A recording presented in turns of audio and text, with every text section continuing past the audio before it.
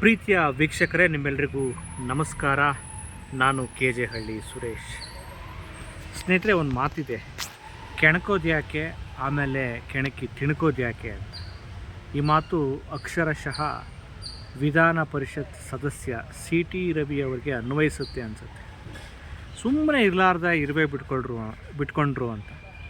ಈಗ ಇತ್ತೀಚೆಗೆ ಚಿಕ್ಕಮಗಳೂರಿನಲ್ಲಿ ಒಂದು ಸ್ಟೇಟ್ಮೆಂಟ್ ಕೊಟ್ಟರು. ಅವರ ಒಂದು ಪಕ್ಷದ ಸಂಬಂಧಪಟ್ಟ ಒಂದು ಕಾರ್ಯಕ್ರಮ, ಒಂದು ಸಂಘಟನೆ ಆಯೋಜನೆ ಮಾಡಿತ್ತು. ಅದರಲ್ಲಿ ಮುಲ್ಲಾನಿಗೂ ನೀಟ್ ಪರೀಕ್ಷೆಗೂ ಏನು ಸಂಬಂಧ, ಇವರು ಎದೆ ಸೀಳಿದ್ರೆ 3 ಅಕ್ಷರ ಇಲ್ಲ ಅನ್ನುವಂಥ ಸ್ಟೇಟ್ಮೆಂಟ್. ಇವರು ಯಾರನ್ನು, ಯಾವ ಸಮುದಾಯವನ್ನು ಗುರಿಯಾಗಿಸಿ ಇಟ್ಕೊಂಡು ಈ ಸ್ಟೇಟ್ಮೆಂಟ್ ಕೊಟ್ಟಿದ್ದಾರೆ ಅನ್ನೋದನ್ನು ಅರ್ಥ ಮಾಡಿಕೊಳ್ಳಲಾರದಷ್ಟು ನಮ್ಮ ಸಮಾಜ ದಡ್ಡವಾಗಿಲ್ಲ, ಪ್ರಜ್ಞಾಶೂನ್ಯವಾಗಿಲ್ಲ.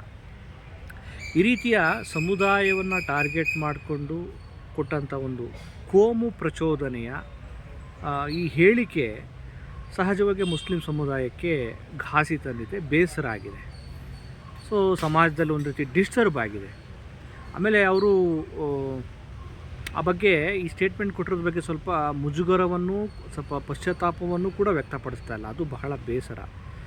ಆ ಒಂದು ಕಾರಣಕ್ಕೋಸ್ಕರ ಎಲ್ಲರೂ ಕೂಡ ಬಹಳ ಬೇಸರ ವ್ಯಕ್ತಪಡಿಸಿದ್ರು. ಆಮೇಲೆ ಇನ್ನೊಂದು ವಿಚಾರ CT ರವಿಯವರು ಅರ್ಥ ಮಾಡ್ಕೋಬೇಕು. ಅಬ್ದುಲ್ ರಜಾಕ್ ಅಂತ ಮುಸ್ಲಿಂ ಸಮುದಾಯದ ಮುಖಂಡರು ಒಂದು ವಿಡಿಯೋ ಮಾಡಿ ಬಿಟ್ಟಿದ್ದಾರೆ. ಇತ್ತೀಚೆಗೆ ಸೆಂಟ್ರಲ್ ಡಿಪಾರ್ಟ್ಮೆಂಟ್ ಬಿಡುಗಡೆ ಮಾಡಿರುವಂಥ ಒಂದು ಸ್ಟ್ಯಾಟಿಸ್ಟಿಕ್ಸಲ್ಲಿ, ಒಂದು ಅಂಕಿಅಂಶೀಯ ವರದಿಯಲ್ಲಿ ಹಿಂದೂಗಳಿಗಿಂತಲೂ ಕೂಡ ಮುಸ್ಲಿಂ ಸಮುದಾಯದ ಸಾಕ್ಷರತೆಯ ಪ್ರಮಾಣ ಹೆಚ್ಚಾಗಿದೆಯಂತೆ. ಸೊ ಈ ಒಂದು ಮಾಹಿತಿ CT ರವಿಯವರ ಗಮನಕ್ಕೆ ಇಲ್ಲ ಅಂತ ಕಾಣುತ್ತೆ. ಆಮೇಲೆ ಈಗ ಮುಸ್ಲಿಂ ಸಮುದಾಯ ಸಾಕ್ಷರತೆಗೆ ತನ್ನನ್ನು ತೆರೆದುಕೊಂಡಿದೆ. ಮುಸ್ಲಿಂ ಸಮುದಾಯದ ಯುವಕ ಯುವತಿಯರು ಶಿಕ್ಷಣದಲ್ಲಿ ತಮ್ಮನ್ನು ಗಂಭೀರವಾಗಿ ತೊಡಗಿಸಿಕೊಂಡಿದ್ದಾರೆ. ಆಮೇಲೆ ನಿಮಗೆ ಗೊತ್ತಿರೋ ಹಾಗೆ ಮೌಲಾನಾ ಅಬ್ದುಲ್ ಕಲಾಂ ಆಜಾದ್ ಇರ್ಬೋದು, ಆಮೇಲೆ ರಾಷ್ಟ್ರಪತಿ ಕಲಾಂ ಅವರು ಇರ್ಬೋದು, ಹೀಗೆ ವಿಪ್ರೋ ಕಂಪ್ನಿ, ಹೀಗೆ ದೊಡ್ಡ ದೊಡ್ಡ ಕಂಪ್ನಿಗಳು ಮತ್ತು ಮುಸ್ಲಿಂ ಸಮುದಾಯದ ಯುವಕರು, ಅದೇ CT ರವಿಯವರ ತವರು ಕ್ಷೇತ್ರದಲ್ಲಿ ಒಬ್ಬ ಮೊಹಮ್ಮದ್ ಅಂತ ಮುಸ್ಲಿಂ ಸಮುದಾಯ ದೊಡ್ಡ ಕಂಪನಿಯಲ್ಲಿ ಕೆಲಸ ಮಾಡೋದಕ್ಕೆ ಇವರೇ CT ರವಿಯವರೇ ಅಪ್ರಿಷಿಯೇಟ್ ಮಾಡಿದರು. ಇದೆಲ್ಲ ಅರ್ಥ ಮಾಡ್ಕೊಳ್ಳೋದ CT ರವಿಯವರು ಮುಸ್ಲಿಮರನ್ನ ಮತ್ತೆ ಟಾರ್ಗೆಟ್ ಮಾಡಿ ಈ ಸ್ಟೇಟ್ಮೆಂಟನ್ನು ಕೊಟ್ಟಿದ್ದಾರೆ.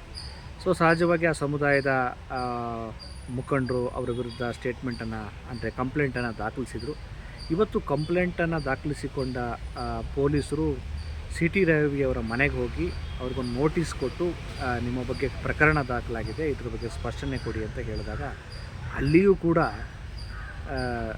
ತಮ್ಮ ತಪ್ಪನ್ನು ಒಪ್ಪಿಕೊಳ್ಳದೆ ಪೊಲೀಸವ್ರನ್ನೇ ಒಂದು ರೀತಿ ವಿಚಾರಣೆ ಮಾಡೋ ರೀತಿಯಲ್ಲಿ CT ರವಿಯವರು ವರ್ತನೆ ಮಾಡಿದ್ದಾರೆ.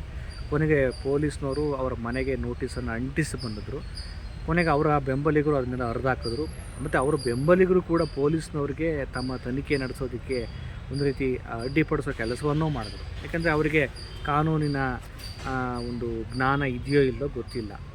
ಆಗ CT ರವಿಯವರು ಕೇಳ್ತಾರೆ, ಯಾವ ಸೆಕ್ಷನಲ್ಲಿ ನೀವು ಪ್ರಕರಣ ದಾಖಲಿಸಿದ್ರಿ, FIR ದಾಖಲೆ ಮಾಡಿದ ತಕ್ಷಣ ಪ್ರಕರಣ ಏನು ಬಂಧಿಸ್ಬಿಡ್ಬೇಕಾ ಅಥವಾ ವಿಚಾರಣೆ ನಡೆಸಬೇಕಾ, ಹಾಗೆ ಹೀಗೆ ಹೇಳ್ತಾರೆ ಆ ಪೊಲೀಸ್ನವ್ರಿಗೆ. ನಾನು ಒಂದು ವಿಡಿಯೋ ತೋರಿಸ್ತೀನಿ. ಈ ವಿಡಿಯೋದಲ್ಲಿ ದೆಹಲಿಯ ಜಂತರ್ ಮಂತರ್ನಲ್ಲಿ ನಡೆಯುವಂಥ ಪ್ರೊಟೆಸ್ಟಲ್ಲಿ ಅಲ್ಲಿನ ವಿದ್ಯಾರ್ಥಿಗಳು ಬೆಂಕಿ ಇಡ್ತಿರೋ ವಿಡಿಯೋ ಅಂತ ಒಂದು ವಿಡಿಯೋ ತೋರಿಸ್ತಾರೆ. ಸ್ನೇಹಿತರೆ, ಆ ವಿಡಿಯೋ ಆ್ಯಕ್ಚುಲಿ ಎಲ್ಲಿದು ಅಂದರೆ ಬಿಹಾರದಲ್ಲಿ ಇತ್ತೀಚೆಗೆ ನಡೆದ ಒಂದು ಅಪಘಾತದ ವಿಡಿಯೋ. ಆ ಅಪಘಾತದ ಕಾರಣಕ್ಕೋಸ್ಕರ ಅಲ್ಲಿನ ಜನ ಒಂದು ರೀತಿ ರೊಚ್ಚಿಗೆದ್ದು ಆಕ್ರೋಶಭರಿತರಾಗಿ ಆಗಿರುವಂಥ ವಿಡಿಯೋ ಅದು. ಆ ದೆಹಲಿಯ ಜಂತರ್ ಮಂತರ್ಗೂ ಮತ್ತು ಆ ವಿಡಿಯೋಗೂ ಸಂಬಂಧ ಇಲ್ಲ. ಇದ್ರ ಬಗ್ಗೆ ಮಾಧ್ಯಮಗಳು ಬೆಳಕು ಚೆಲ್ಲಿ, ನೀವು ತೋರಿಸ್ತಿರೋಂಥ ವಿಡಿಯೋ ಜಂತರ್ ಮಂತರ್ ವಿಡಿಯೋ ಅಲ್ಲ, ನೀಟ್ ಪ್ರೊಟೆಸ್ಟ್ ವಿಡಿಯೋ ಅಲ್ಲ ಅಂತ ಹೇಳಿದ್ರೆ CT ರವಿ ಹೇಳ್ತಾರೆ, ಇಲ್ಲ ಇದು ನನಗೆ ಮಾಹಿತಿ ಇದೆ, ಇದು ಅದೇ ವಿಡಿಯೋ. ಒಬ್ಬ ವಿಧಾನ ಪರಿಷತ್ ಸದಸ್ಯ, ಸಚಿವ ಆಗಿ ಕೆಲಸ ಮಾಡಿದಂಥವ್ರು, ಇವರು ಈ ರೀತಿ ಸ್ಟೇಟ್ಮೆಂಟ್ ಕೊಡ್ತಾರೆ. ಇವ್ರಿಗೆ ಇದೆಲ್ಲ ಮಾಹಿತಿ ಇಲ್ಲ ಅಂದರೆ ಏನು ಹೇಳಬೇಕು? ಆಮೇಲೆ ಒಬ್ಬ ಜವಾಬ್ದಾರಿಯುತವಾದ ಜನಪ್ರತಿನಿಧಿಯಾಗಿ ನಾನು ಕೊಡುವ ಸ್ಟೇಟ್ಮೆಂಟು ಸಮಾಜದಲ್ಲಿ ಕೋಮು ಸಾಮರಸ್ಯನ ಹದಗೆಡುತ್ತೆ, ಅಶಾಂತಿ ಕ್ರಿಯೇಟ್ ಆಗುತ್ತೆ, ಒಂದು ಸಮುದಾಯಕ್ಕೆ ನೋವಾಗುತ್ತೆ. ಮುಸ್ಲಿಂ ಸಮುದಾಯದಲ್ಲೂ ಪ್ರಜ್ಞಾವಂತರು, ದೊಡ್ಡ ಮಟ್ಟದಲ್ಲಿ ವಿದ್ಯಾವಂತರು ಇದ್ದಾರೆ. ನಾನು ಈ ರೀತಿ ಹೇಳ್ಬಾರ್ದು. ಈ ರೀತಿ ಹೇಳಿದ್ರೆ ಜನ ಕೇಳಲ್ಲ. ಇದು ಜನ್ಜಿ ಜಮಾನ.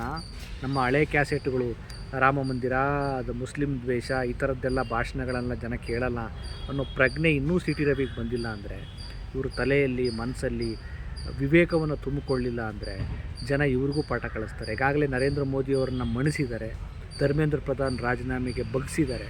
ಇನ್ನು ಸಿ ಟಿ ರವಿ ಯಾವ ಲೆಕ್ಕ ಅನ್ನೇಳೋದು. ಇನ್ನಾದರೂ ಸ್ವಲ್ಪ ಬದಲಾಗಿ ಆದಿ ಬೀದಿಲಿ ಹೋಗೋ ಯಾವ ಪುಂಡ ಪೋಖರಿಗಳು ಮಾತಾಡೋ ಥರ ಮಾತಾಡೋದನ್ನು ಸಿ ಟಿ ರವಿ ನಿಲ್ಲಿಸಲಿಲ್ಲ ಅಂದರೆ ಇವತ್ತಿನ ಯುವ ಸಮೂಹ ನಿಮ್ಮನ್ನು ಬದಲಾವಣೆ ಮಾಡುವ, ನಿಮಗೆ ಅಧಿಕಾರದಿಂದ ಕಿತ್ತೊಗೆಯುವ, ನಿಮ್ಮನ್ನು ಮನೆಗೆ ಕಳಿಸೋ ಕೆಲಸವನ್ನು ಮಾಡ್ತಾರೆ. ಜೊತೆಗೆ ಸಿ ಟಿ ರವಿಯವರ ವಿರುದ್ಧ ಕಾನೂನು ಕ್ರಮ ಆಗಬೇಕಾಗಿದೆ. ಯಾಕೆಂದರೆ ಈ ರೀತಿ ಜವಾಬ್ದಾರಿಯುತ ಪ್ರತಿನಿಧಿಯಾಗಿ, ಜನಪ್ರತಿನಿಧಿಯಾಗಿ ಮಾತನಾಡೋದು ತಪ್ಪಾಗುತ್ತೆ. ಕಾನೂನನ್ನು ಪರಿಪಾಲನೆ ಮಾಡುವ, ಕಾನೂನಿನ ಬಗ್ಗೆ ಹೆಚ್ಚಿನ ಜವಾಬ್ದಾರಿ ಇರುವಂಥ ಜನಪ್ರತಿನಿಧಿಗಳೇ ಈ ರೀತಿ ಸಮಾಜದಲ್ಲಿ ಅಶಾಂತಿ ಕ್ರಿಯೇಟ್ ಮಾಡಿದ್ರೆ ಅದು ತಪ್ಪು ಸಂದೇಶವನ್ನು ಕೊಟ್ಟಾಗುತ್ತೆ. ಸೊ ಸಿ ಟಿ ರವಿಯವರು ಸ್ವಲ್ಪ ಬದಲಾಗಲಿ. ಆಮೇಲೆ ತಮ್ಮ ಸುಳ್ಳಿನ ಮುಖವಾಡ ಬಯಲು ಮಾಡಿದ್ದಾರೆ, ತಾವೇ ಅನಾವರಣಗೊಳಿಸ್ಕೊಂಡಿದ್ದಾರೆ. ಇನ್ನಾದರೂ ಮುಸ್ಲಿಂ ದೇಶ ನಿಲ್ಲಿಸಿ ಜನಪರವಾದ ಕೆಲಸ ಮಾಡಿ, ಆಗ ನಿಮ್ಮನ್ನು ಜನ ಮನ್ನಣೆ ಮಾಡ್ತಾರೆ, ಗೌರವಿಸ್ತಾರೆ. ಈ ಮುಸ್ಲಿಮರನ್ನ ಬೈಯೋದು, ಜಾತಿ ಜಗಳ ಮಾಡೋದು, ಕೋಮು ಭಾವನೆ ಮಾಡೋದು, ಯುವಕರು ನಿಮ್ಮಗಳ ಸಲುವಾಗಿ ಕೇಸ್ ಹಾಕ್ಸ್ಕೊಂಡು ಒದ್ದಾಡ್ತಿದ್ದಾರೆ. ಸ್ವಲ್ಪ ಮನುಷ್ಯರಾಗೋ ಪ್ರಯತ್ನವನ್ನು ಸಿ ಟಿ ರವಿ ಮಾಡಲಿ. ನಮಸ್ಕಾರ.